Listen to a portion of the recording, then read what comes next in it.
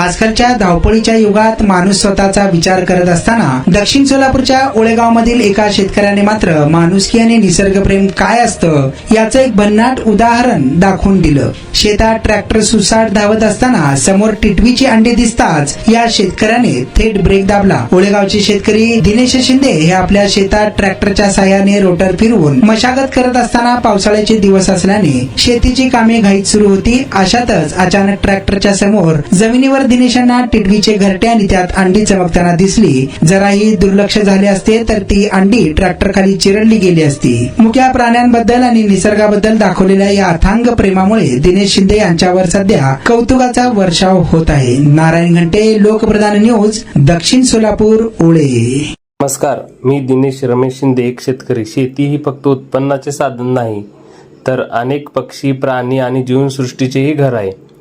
मी कांद्याच्या रोप टाकण्यासाठी मशागत करत असताना रोटावर समोर अचानक मला टिटवी पक्षाचे अंड्यासह तेथील जागा दिसली। क्षणभर मी थांबलो आणि लगेच ट्रॅक्टर बंद करायला लावला।